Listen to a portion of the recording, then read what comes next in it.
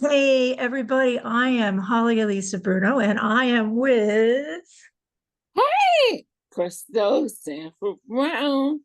and the two of us are two trauma survivors helping each other find our way home. And I'm just really excited to be with you guys and excited to be with Crystal. We just got back from Iowa and keynoting at the Iowa Conference for the Education of Young Children. And oh my goodness, this theme of trauma is everywhere. It's Oh, everywhere. yeah. And to just level about it and co-create when we can safe spaces so we can talk about it. We can open our hearts and not be afraid of being judged. That makes such a huge difference. And each time we do this, I uh, learn so much. Crystal, what was your takeaway from that? I had an opportunity as you were speaking and engaging, as I engaged with the audience, I heard a lot of comments shared in trust. And that Mm. made me Oh, feel, that's so good. oh, yes. Um, there's a lot of hurt going on. We have so much going on in this world. And I say a child is a child is a child, no matter what country. And as we see continued dismantlement with countries over war, I'm sorry.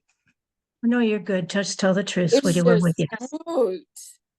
It Yes. really hurts. And I can see it, even if it's not voiced. Thankfully, a lot of the participants did share. However, you could see it in their facial. I was speaking and I caught a glimpse at a woman in the audience, and I can see the tears Mm. coming down her face. I went over later and touched her shoulder and said, "We're here. You're not alone. We're here." So glad. Yeah. Mm. The truth is, the truth is, a child who has been wounded, an adult who has been wounded, doesn't escape without heartfelt decision and conscious work to find our way back to healing, to find our way back to hope. Hope is a Mm-hmm. choice. Hope is a choice. Humor is a choice. And those two are related. And Yeah. yet, when I have been in my worst of times, my saddest of times, my most discouraged of times, I just can feel hopeless. And what I've learned to do is to just feel my way through those times. I used to self medicate. I used to try to cheer myself up, or, come on, get over it. That's in the past. I've heard that so much. Mm-hmm. What's wrong with you? Can't you get over it? No. When the pain is coming to me, the pain is a messenger. It's a harbinger of my sitting there Mm-hmm. and accepting that this is what a little child had to deal with before her body was formed, completely before her soul was ready, before her, when little kids are Mm-hmm. faced with all of this trauma before they even have a chance to get ready, to get ready. And Mm-hmm. so, what we're going to talk about today, my friends, is how can we heal in the face of our relationships with authority figures. And what does that mean? That means to me that as a child, I had a couple of authority figures, and they were people that were terribly dysfunctional. My Mm-hmm. father as a narcissist. And I invite you guys to think about this. Who were your authority figures when you were young? Who taught you about how to be adult? Who taught you about how to learn trust? Who taught you about how to express your voice? or in my case, who taught you not to trust, not to talk, not to feel, and not to exist. So the challenge we have is when we face authority figures, people that we feel might have power over us, our instant response is fear that we will be hurt again. And I want to share something that a person who wanted to be with us but is on the road. Let me see if I can find what she wrote. She said, authority figures. Here's Crystal, here's her question. Authority figures. I am all about that fear of them. And I have a need for their approval, their acceptance, their praise. I experience their correction as a rejection. Mm. And What is it? she's not alone. Mm-hmm. She's not. You know, and I am speaking as Crystal Sanford Brown on this platform. However, I have other responsibilities. And as I think about and some of the other venues that I'm in as a leader, especially with children, it's a whole different atmosphere than the respect I was told to have for teachers, principals, superintendents, doctors, attorneys. I don't see it. Or let me say it like this. I don't see myself and the level of respect that I was told I needed to have as a young person for people and leaders or elders. I don't see that. So now you're raising a corollary issue, which is also important. There's got to be a balance between having respect for someone because she has been on earth for 90 years, having respect for someone because he is in a position of power, having respect and showing respect for someone because the person is in charge of something.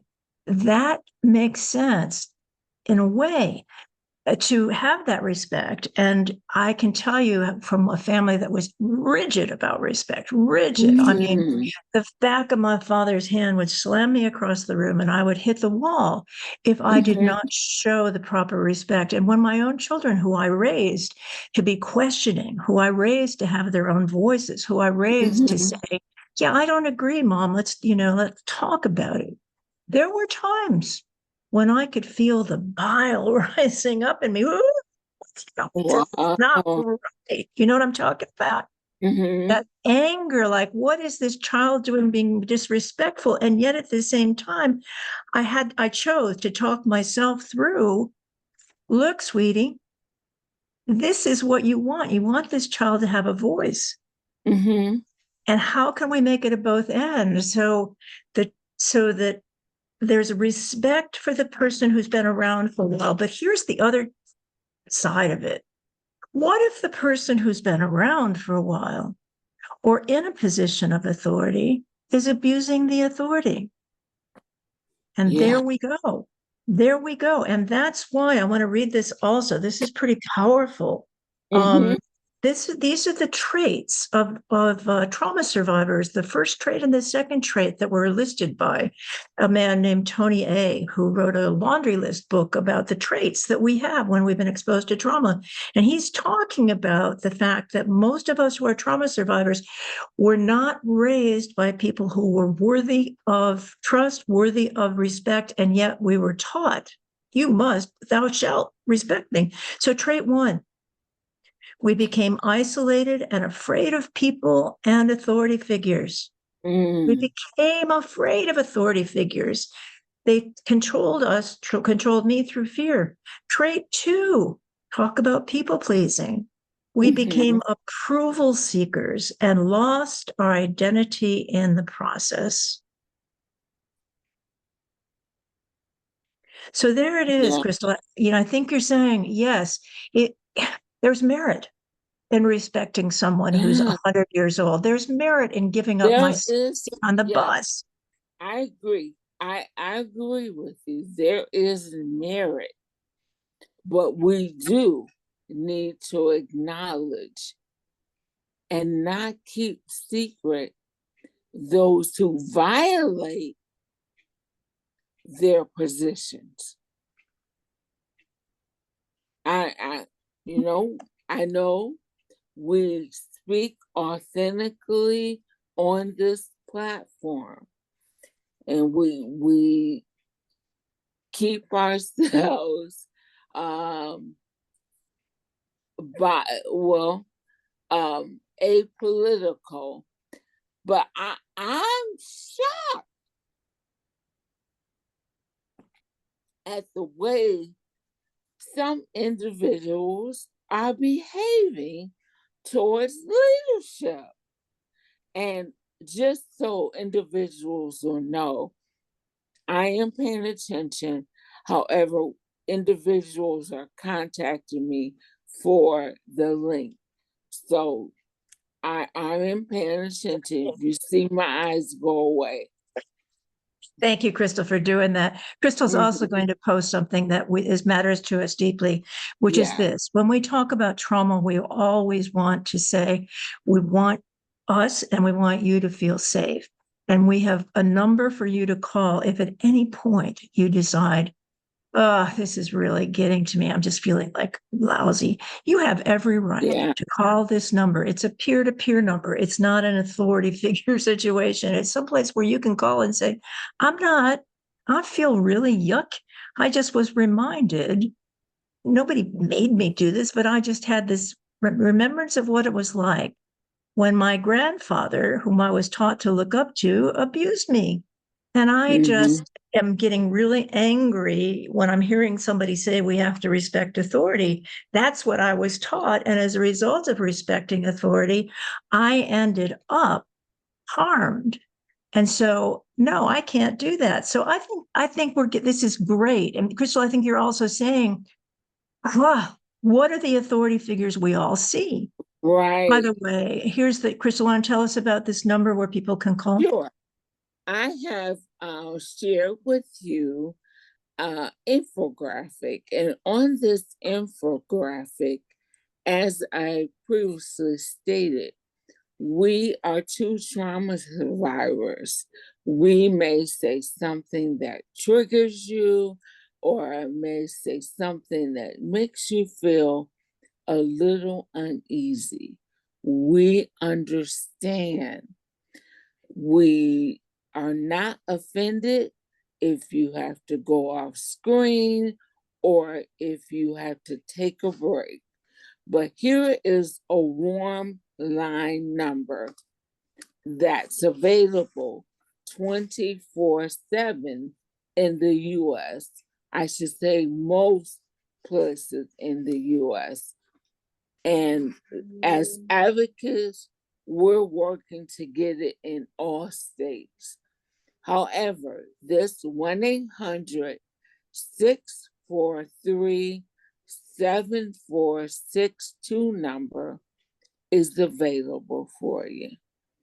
So again, 1-800-643-7462 is a warm line. And some of you may have heard of hotlines. This is not that. No judgment.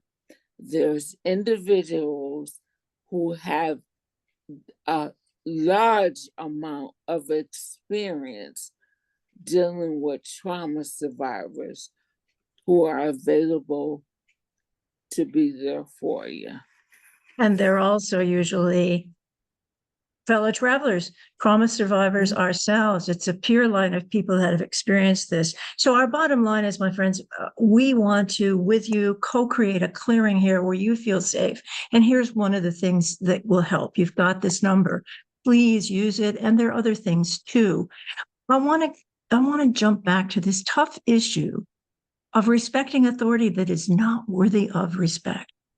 I want to tell you that and I'm not alone, one of my responses to the abuse, neglect, arbitrary and capricious way in which authority was used when I was growing up, my response is not to trust an authority figure. I am what psychologists and I call myself authority counter-dependent. You might identify with that. Authority counter-dependent is somebody who does not automatically trust someone because of the person's title, because of the person's years, because of the person's status. No. To me, that authority figure has got to prove that she's got something to tell me. If she does, I'm going to listen.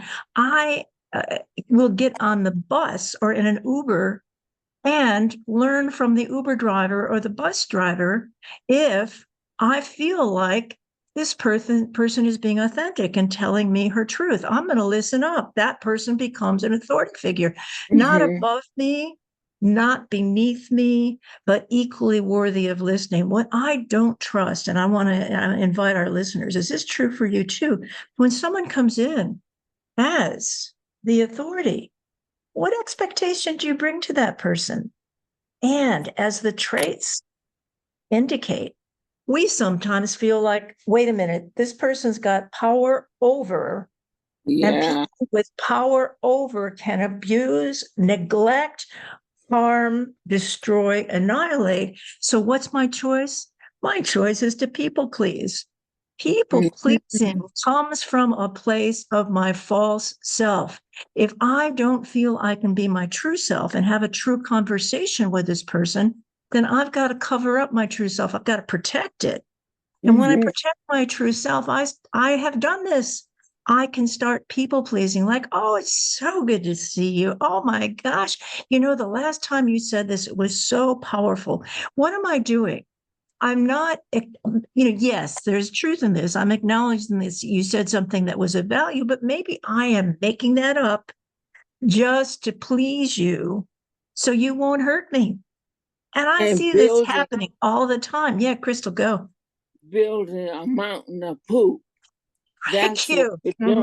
Stinky, stinky, stinky poop, because it means I'm not,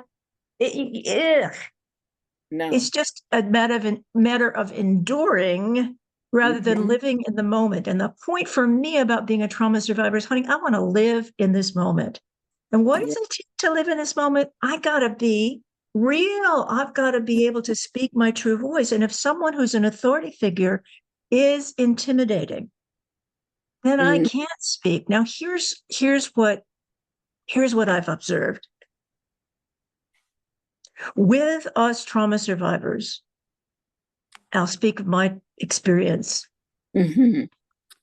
I learned that nothing I could do would be safe. There was no way I could be safe in the presence of a predator, in the presence of a narcissist, in the presence of a person who was psychotic.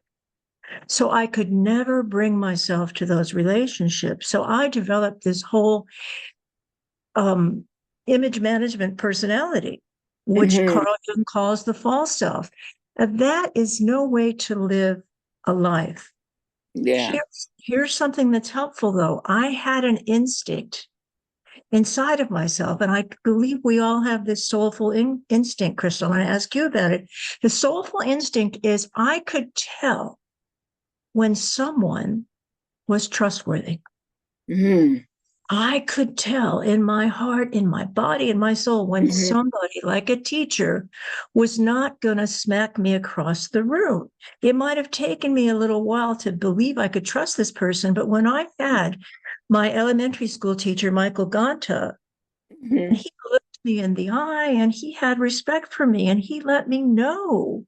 He saw me as a worthy, bright, kid. He's the first person that ever did that.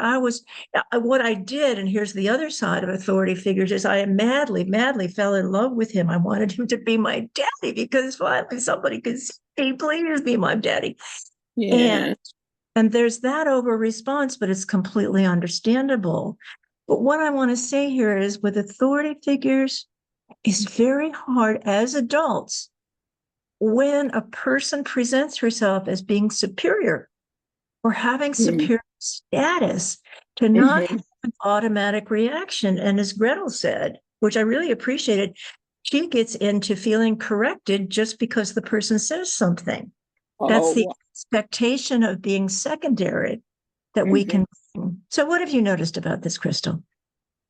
I do. And I know that how much you value that educator, because as trauma survivors, we want to be seen, we want to be heard, and we want to be believed. And he did that for you. Yes. He had that intuition to know that there was something going on. And I appreciate that as educators, doctors, nurses, anyone that is a mandated reporter or not. You could be a neighbor. You see something, say something. And what I've learned too about see something, say something, sometimes when you say something, the authority figure you may say something to may not do what they need to do. So be careful in that. But it's tough, Crystal. You're talking about power, and this is the basic question you were talking about before when you look at the world and politicians. And I want this to be a very personal program, but putting the personal in the context, how can I trust someone who abuses power in the same way that my father did? My father was a narcissist, and we've talked about this. We will keep talking about narcissists because it's finally out in the open. And the deal with a narcissist does not see, care about, value, or pay any attention to someone else. Everybody else is simply supply. We are there to give the narcissist what the narcissist needs. I was raised by a man who was smart, who was handsome, who was a political figure in my hometown, who scared people. And he terrified me because his relationship with me was, you don't exist unless I allow you to exist. Now, here's the problem. As an adult who is a trauma survivor, when someone comes my way and acts superior, what am I going to do? That's the adult thing to do. My traditional response was the authority blow you out of the water. You're not, you, who are you? That is not necessarily the healthiest thing I want to do. What I want to do is establish somehow an honest relationship with this person so I can find out what this person can offer. And then I need to establish myself as a person that can have a conversation. Now, notice what I'm doing about power here. I'm saying we're equal. We're equal. Now, is that safe and fair? No, because a narcissist is not equal. A narcissist has to have power over. So I'm cruising for a bruising, honey, if I do that with a narcissist. And I have learned over the years in terms of authority figures who are narcissists, honey, there is no way to have an honest relationship with them. I have tried.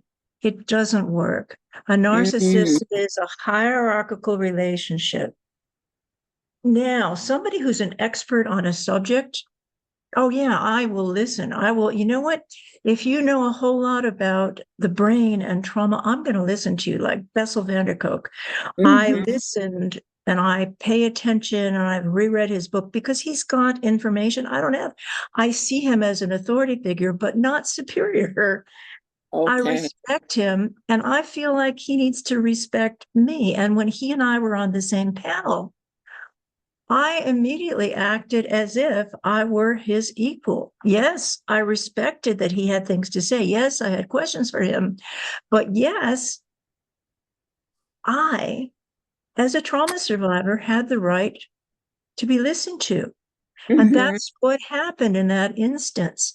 I think the trouble with authority figures, Crystal, is that they're all bollocksed up, all smoked up with an overlay of we can't trust you.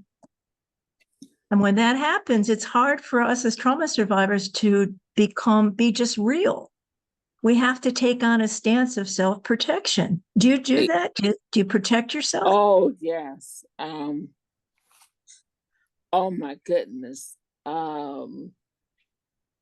This was last year. Yes.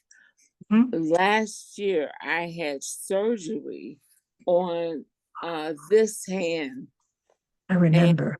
carpal tunnel surgery. And before a week post surgery, the incision became wounded and infected. Um, I didn't even know my temperature had reached over 106. I just knew I didn't feel well. I drove myself to the emergency room. No, my daughter drove me. And I had three uh, residents from neurology who were on staff. And this was like July 1st, June 30th. And I imagine some individuals were off because of the holiday weekend.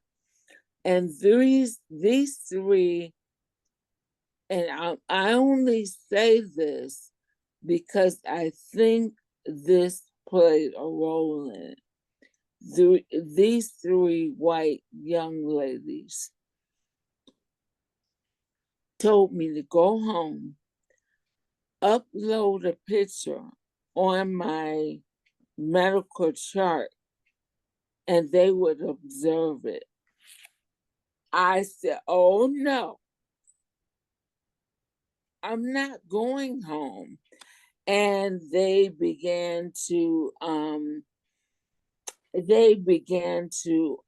was harassing. Like, get out of here.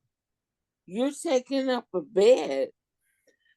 And when I advocated for myself and said, I am not going home with my hand like this.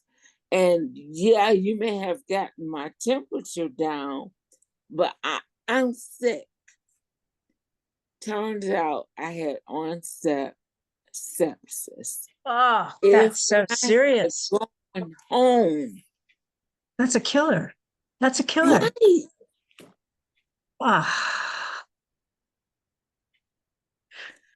So again, not wanting to disrespect their role as residents, almost full physicians, but I knew my body.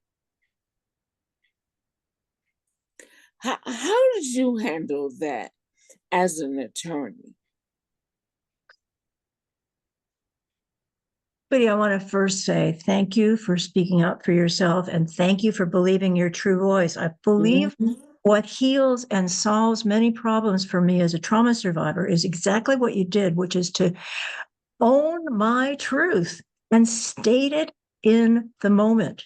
Mhm. I I have used my voice as an attorney when I've needed to get attention because people were not paying attention. And I became in part an attorney because I was so tired of being Mm. looked at as this 20-something-year-old woman who was a model. And they were looking at me as somebody who was a runway person. And so they could just Mhm. dismiss me as a body. So when I became an attorney, trust me, part of that was because I wanted to have authority as a woman, as a young woman. And it worked to a Mhm. certain degree, to a certain degree. But I have had this situation. I think I wrote about this in the book. It's just classic because it was dealing with authority. It was dealing with a doctor. And I will say this briefly.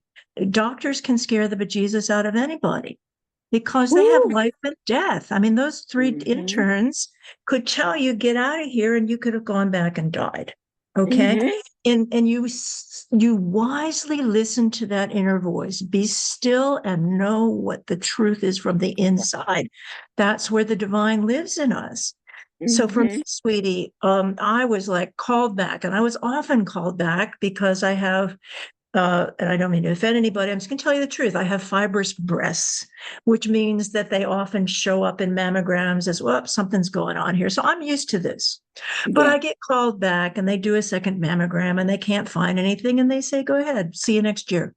With this situation, I got called back and I went back and I had one test done.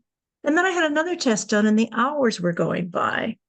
And I take care of myself as a trauma survivor. I know you do this too. I either take Mhm. somebody with me.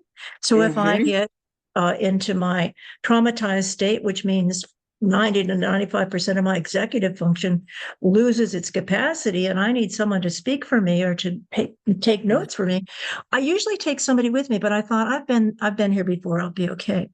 But as the time went by, and no one can tell you, there it is, keeping secrets. That's another scary thing, right?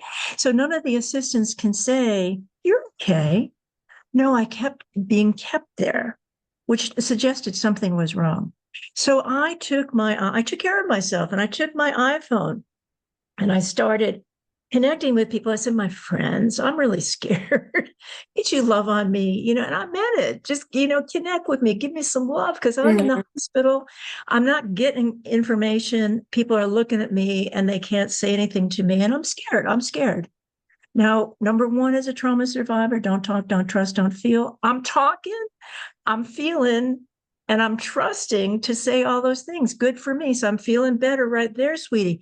But what happens is, the ping, ping, ping, ping, ping, ping, all like responding, and I'm taking heart and I'm getting my energy back. And people are reminding me of traits like courage. They're reminding me of you can speak up for yourself, tell them what you need. You have that right. As this was happening, and I'm reading all these ping, ping, pings, in walks the doctor, and I don't immediately look up to him and respect his authority. When I do see him, he's rolling his eyes. Now, we all know what rolling your eyes means. It means, you have messed up, little person. You are beneath me, and I don't like Mhm. what you're doing. You're disrespecting me. You are dissing me. And so he rolls his eyes and looked down at his technician and said, well, I guess we haven't seen this before. And I knew he was saying, however he was saying it, that I was not giving him all due respect. And I went to the same place you went to when you had sepsis. I Mhm. went to the place inside of myself and I looked up to him and I knew what his name was going to be. I said, Dr. B, I'm Holly Elissa Bruno, and I am scared. In fact, I'm terrified. I'm terrified Mhm. because I have been here for 2.5 hours, and I understand no one can give me feedback, but this is the longest I have been kept. And I'm wondering, are you discovering something that's wrong? Now, Mhm. because I was able to talk with him straight on and tell him how I was feeling and let him know that I was not disrespecting him, he said to me, look, I think something's wrong, but I can't find it. We can't find it. Well, that really is helpful. So I said, well, what's your remedy? So he said, you come back in 6 months. What does that say to a woman who, what, you want Six me to like think months. I'm going to be walking around with cancer for 6 months?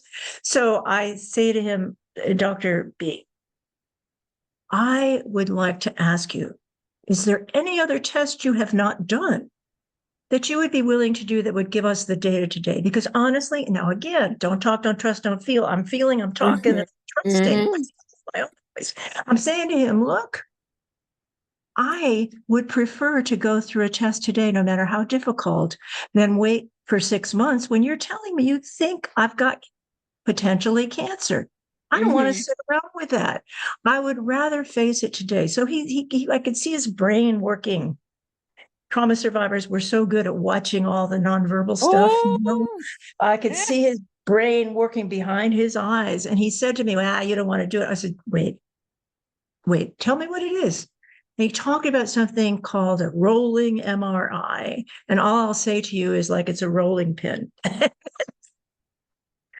And I said, so he said, you don't want that. I said, wait, let's talk about it. He said, it's really painful. And I said to him, how does the pain last? 5 to 10 minutes. I said, I want to do it. I want to do it. I can endure. I mean, I'm a trauma survivor. I don't want to mhm. go through pain again, but I was smacked around. I was incested. I know pain. And I know if there's a terminal time frame, I can get through it. I don't Mhm. like to dissociate from my body, but if that's what I have to do, I'll do it. So I convinced him that I wanted to go through that. And I'll just end the Mhm. story with that. It turned Oh, out yeah. that he was able to get into to see where the part where he thought that there was some sort of a lump. And he came Mhm. back and he said, there's no lump, you're good. Now there it is. The choice that you made, Crystal, was life-giving. And you were being told, don't you dare do this. We're the authorities. Not only that, we're the white ladies, right? And I'm Yeah, who not, are you? right, honey, who are you? And you're looking at your wrist and saying, there's something wrong here. And I'm feeling like, sure, I can feel all kinds of lumps and bumps. I need to know. And this Mhm. guy is saying no.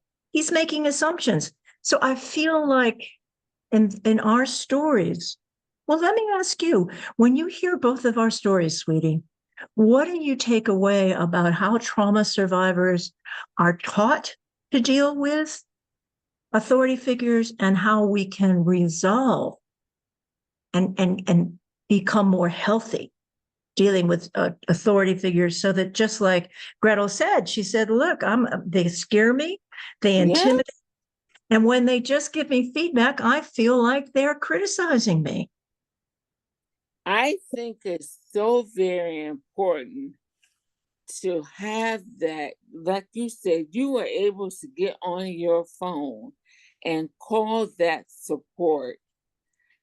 I, if I did not have the support I have in my life, people who believe me and don't shame me, people who support and, don't tell me to shut up, stop talking about that.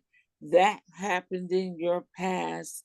We need more people to be there for trauma survivors, to give them that courage to speak up and not get walked over I because agree, honey. I it agree. it re it re-triggers and just makes the pain even worse.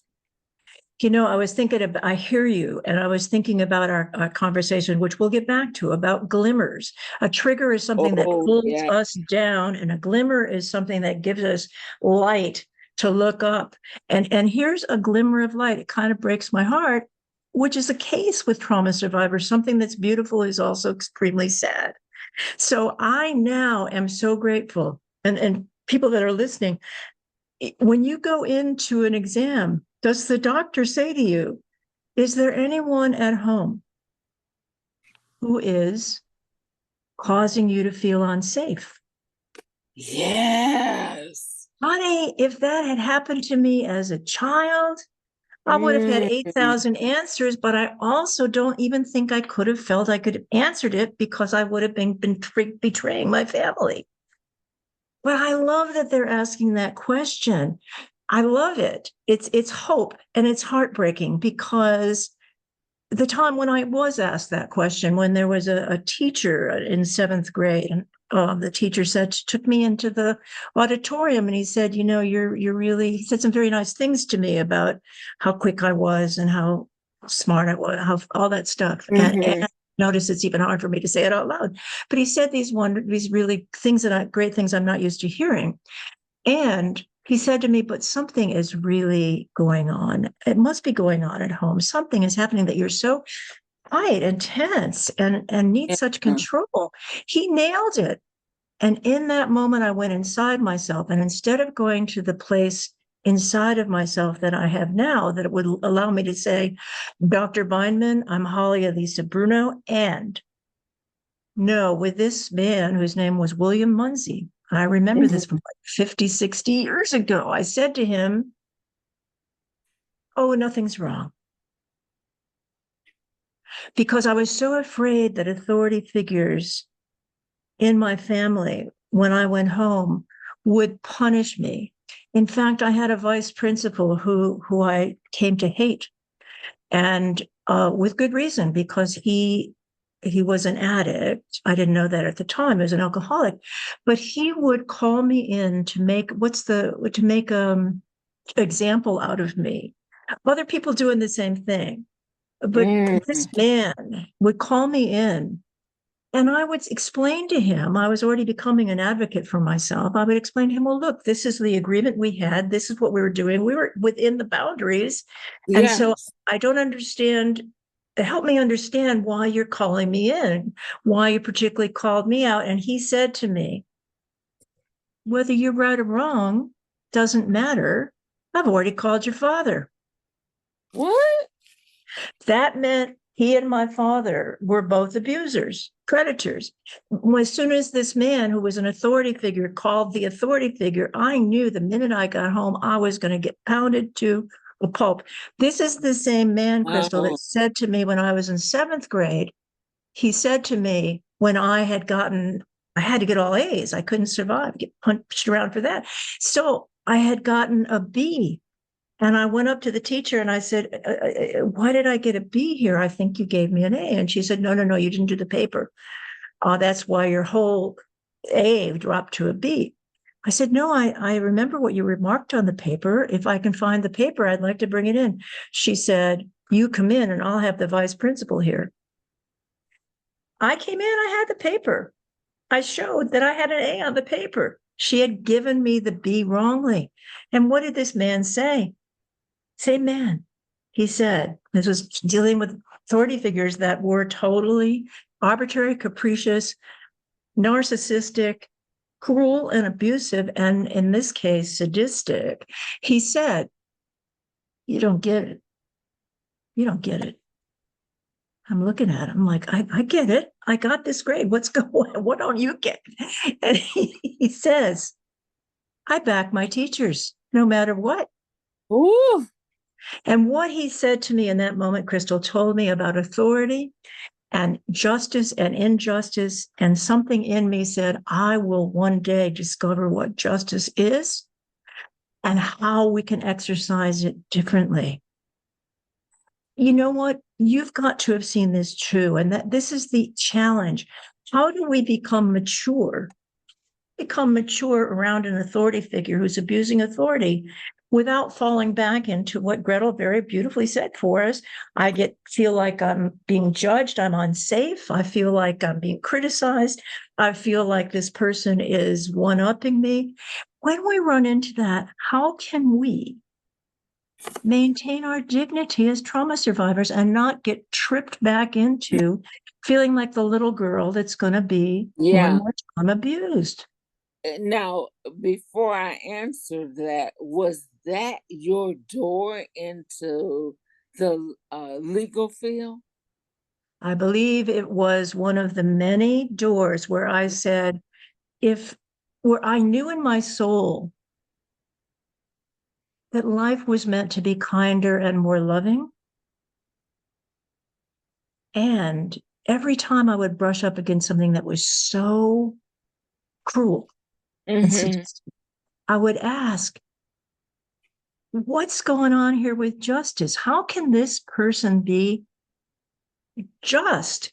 And then I was right, like 3, 4 years ago, 5 years ago, I was invited by Exchange Magazine to write an article. And the editor said to me, "You tell the truth. I don't care if we lose readers. You tell the Mm-hmm. truth." And I wrote an article called "Upon Seeing." Choosing hope in unbearable circumstances upon seeing children in cages. Now, there were authorities in this country, which I used to really love for its freedom, promise of freedom that it offered, authorities who were separating babies from parents, throwing babies into cages, neglecting babies. I could barely handle that. I could Mm-hmm. barely handle that. I mean, there it is, Crystal. This is when an authority is being arbitrary, sadistic, capricious, cruel, and using the power in a way that harms children. What on earth do we do with that? Trauma survivors have this real sense, I believe, Crystal, of injustice and setting things right. You do. I know Yeah, you yeah. I many a times, and one sticks out that was so entrenched that it impacted me mentally and physically. I was being bullied and harassed on my in my place of employment.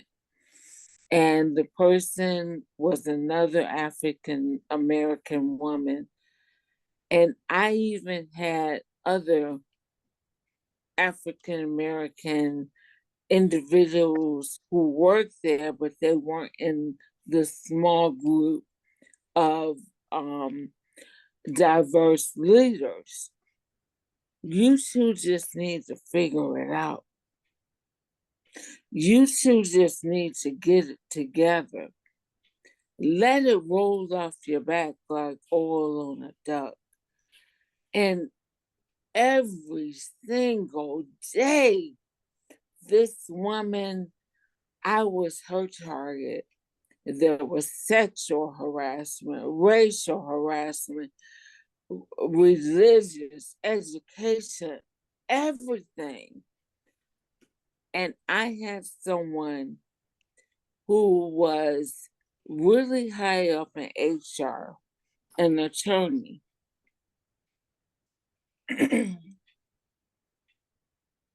He asked me, "Well, how many times did she say it?" It only takes one, but it happened multiple times. I reached out to every level of the hierarchy. And when my physician told me, "I know you love what you do, but you have to get out of there or you're going to have a heart attack or a stroke." And do you know, that's when I found out the different anxiety, PTSD, all those different things that I wasn't aware of that were inside of me. And it triggered when she said, "You can tell on me, but nobody's going to believe you." And I felt like I wasn't believed. I even went down to the Union Hall in Detroit, and they're like, "You came here?" Yes.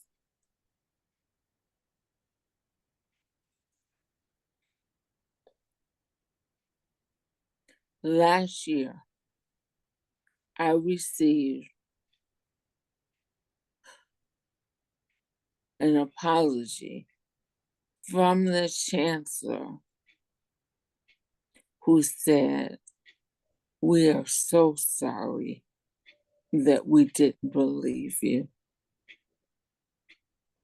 Only after what she did to me, she did to a white male.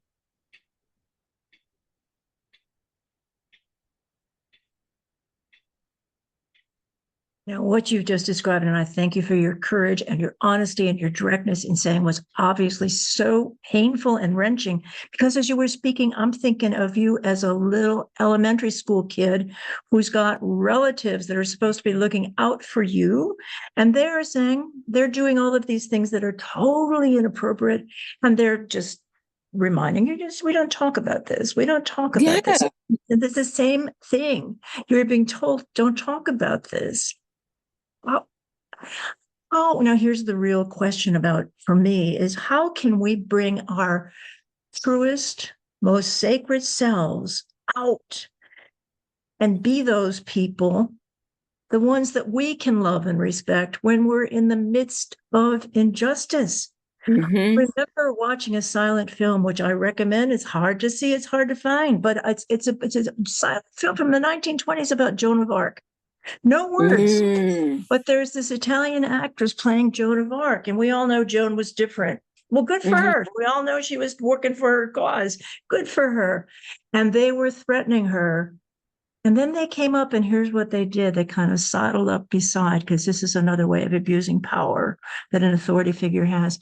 Joan, if you just say to people that you're not telling the truth, if you just, say that your needs didn't really, you were wrong. If you just say that, just admit that you were wrong, we won't torture you. We don't like torturing you. We won't execute you. No, you'll be able to live. And here's this woman who's been tortured, and she has been tortured for doing what she knows is the right thing to do. And in the moments that her face, because she can't use words, in the moments that I can watch her face and these men just coming up to her, it could have been women too, which is your situation, coming up to her and saying, well, if you just do this, we'll give you a Right. real break. I watched her almost agree. And then she went deep. And this is maybe what trauma survivors do. She went deep beyond the sorrow, beyond the rage, to the place of sacredness. And she said, no, I am doing what I'm on earth to do. Yes. And of course, they burned her up. I mean, Yeah. that's Yeah. the cause. We're getting close to the end here, and I want to, be sure that the trauma survivors that are listening, I'd love to hear from you.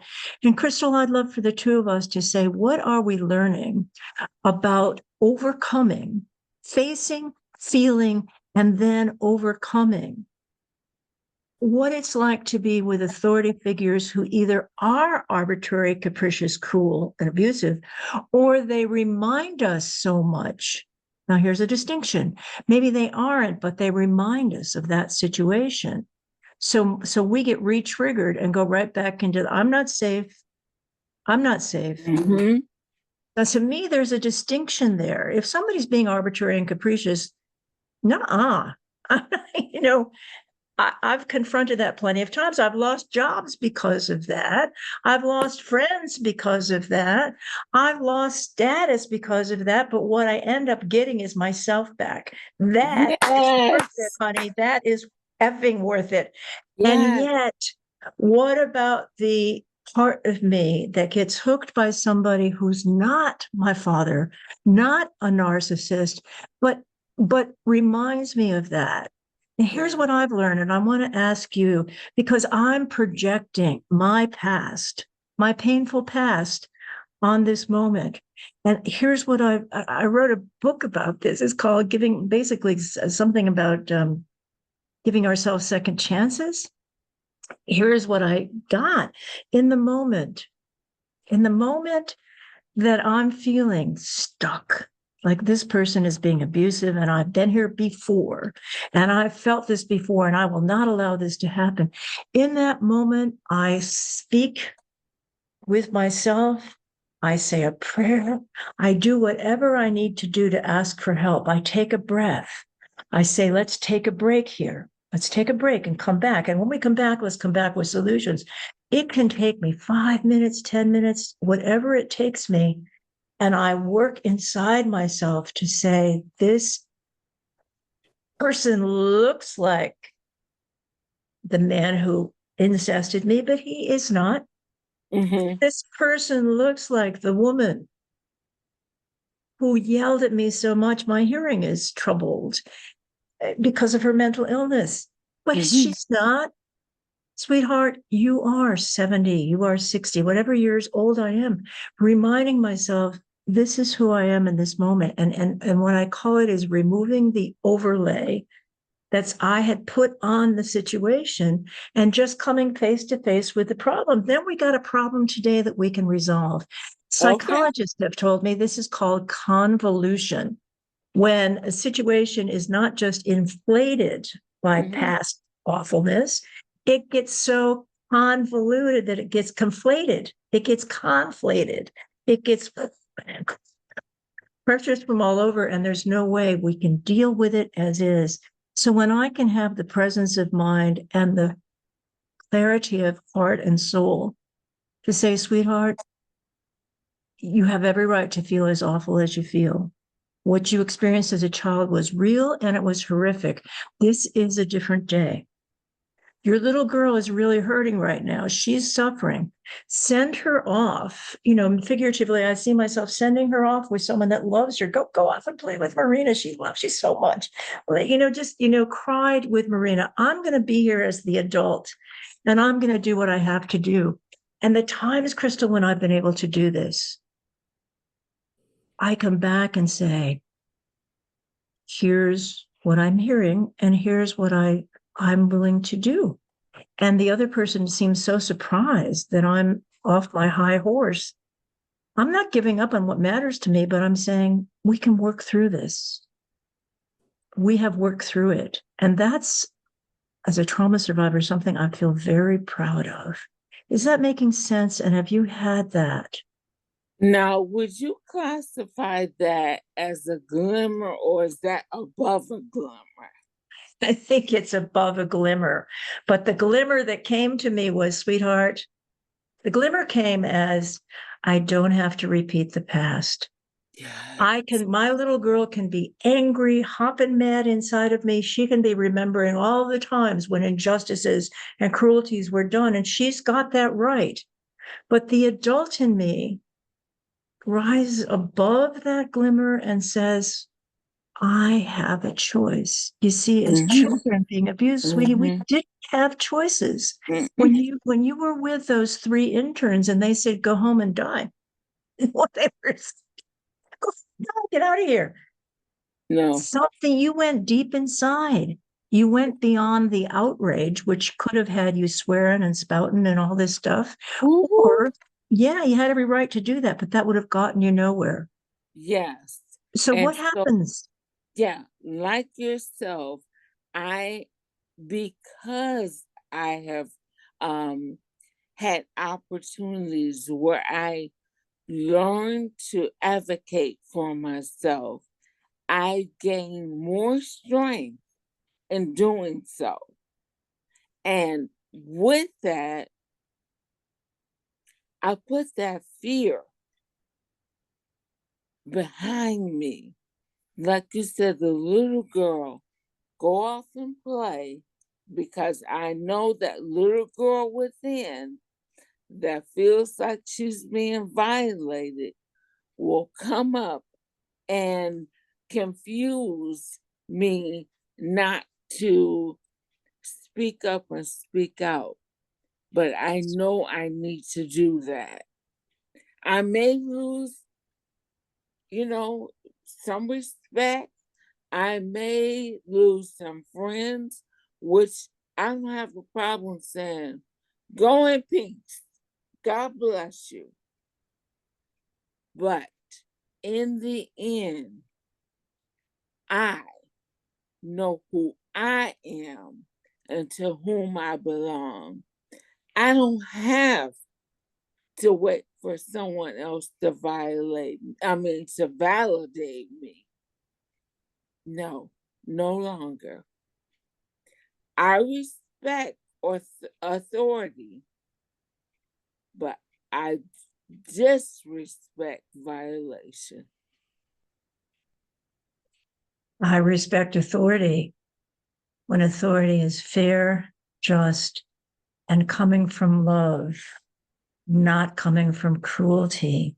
I think, Crystal, what we've just talked about in this very tough and honest session on dealing with authority figures is we're saying, this is, I want to hear what you feel, but I feel like we're saying, as a trauma survivor, I come to rely upon my inner voice as the Yeah, authority figure. you have And to. yeah, go ahead, sweetie. And no, I'm saying you and I have different support systems as far as our mental health, Mm-hmm. but we have gained that encouragement and that support to believe that inner voice of self-reliance. Yes. That's so powerful. It's that still silent voice, which I keep reading about this in all kinds of different ways, but the message is the same. The message is pay attention to the voice that's inside, that goes deeper than the wound, that goes deeper than the amputation, that goes deeper than the rage, and yet respects the rage, respects the wound, but goes deeper and says, I am no longer defined by the abuse. I am no longer defined by my fear. Mm-hmm. And that statement is biblical. Get thee behind me. What am I saying? Get thee behind me. You just said it. Get behind me these things that could rule me and kneecap me. And as a survivor, put me in the same place where I'm fighting and scrapping away. Yes. And then I become the one ridiculed. I know that that's inevitably what happens if I become, you know this, if we get Yeah. into the fray, we become the ones that are, look at her, look at her. Mm-hmm. That doesn't work, honey. It's courage.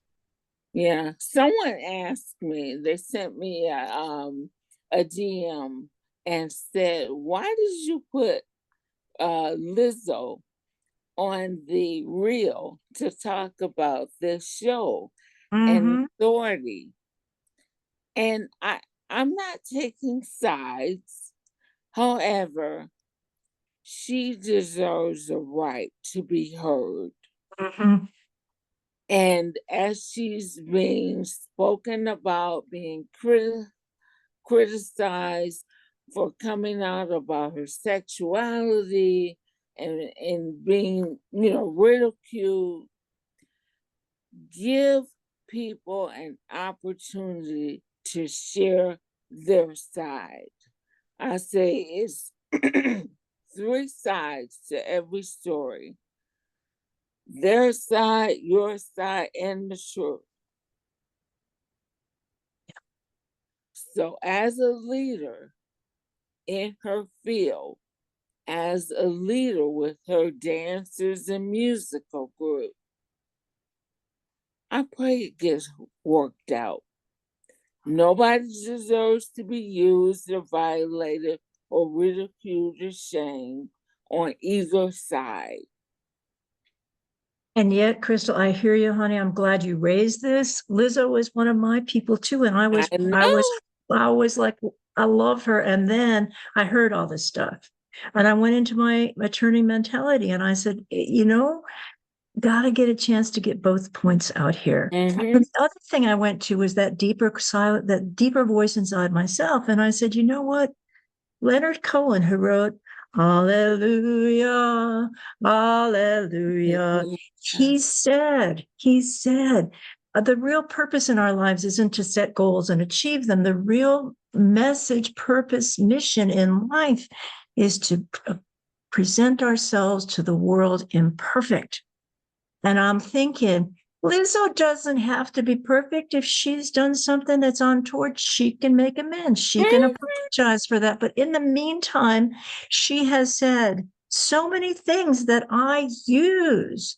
Like, for example, if he don't love you anymore, just walk your fine out the door.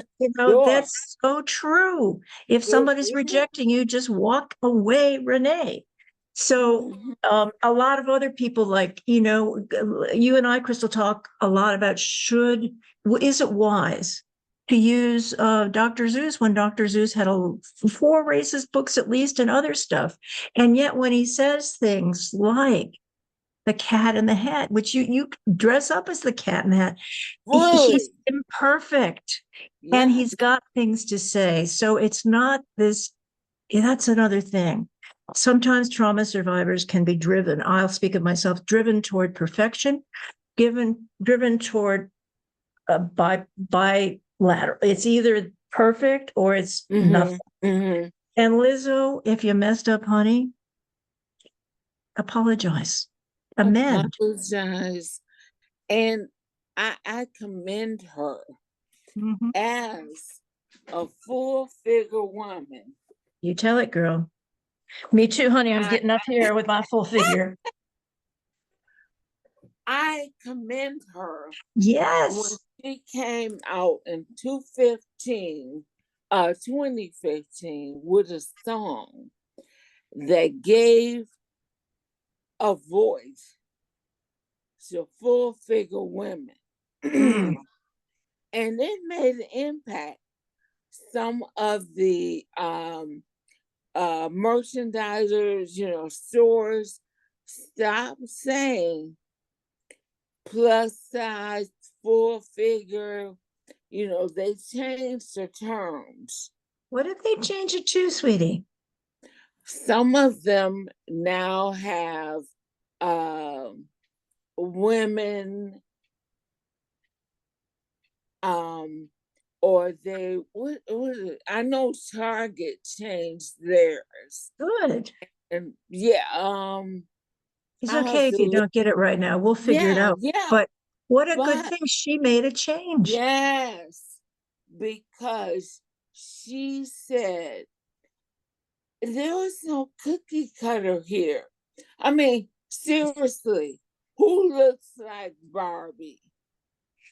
Maybe Dolly Parton a little bit, but who seriously looks like Barbie? Agreed, honey. And Who looks so, like Taylor Swift? well, she's getting a lot of play now with this new guy friend, but And she's I got some wish her great well. messages too. But she's got this perfect body. That anyway, back now we can got other topics we can talk about. So my friends, Yeah, we love you so much. We're glad you're here. And if, like, I'm looking, I'm not seeing comments from people, but if you've yeah, commented, and we will get back to you. Um, yes. yeah, and we'll see you next This Monday. Go ahead, Chris. this will be uploaded. We will place it on both of our Facebook pages and our YouTube pages. I just have one request. When you go to our YouTube pages, like and share. By the end of this month, we're hoping to have 1,000 subscribers to each one of our pages. That's not a lot, but we want the voice and the message to be shared. Not that we need brownie points. Believe me, we don't.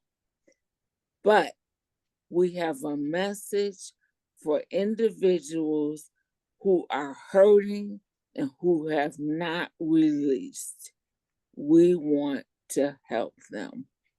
So please like and share. We appreciate you. Because we're going to do our hair toss, check our nails. Baby, how you feeling? Feeling good as I feel. We're telling the truth here. Thank you, Lizzo, for that. God bless See my everybody. Thanks nails? for, oh, yeah, no, girl, I ain't got them, but yours are always good, honey. All right, my friends, we'll see you next week. All right. Yeah. Love you, Crystal. Mwah. Thank you so much, sweetie. I am Love you. stopping the recording as soon as I can see without my glasses where the record, silly me. We got it. Recording, chat, poll, stop, reactions, recording. Got it. Um, I can go right here. Pause recording. No, stop. It's usually down here. Guys, forgive me. Participants, polls, chat, Look share at more. screen reactions, apps, whiteboards. I'm just going to go up here, Crystal. I can usually do it down here, but I'm going up here and it says stop recording. I got it. There you Thanks for listening.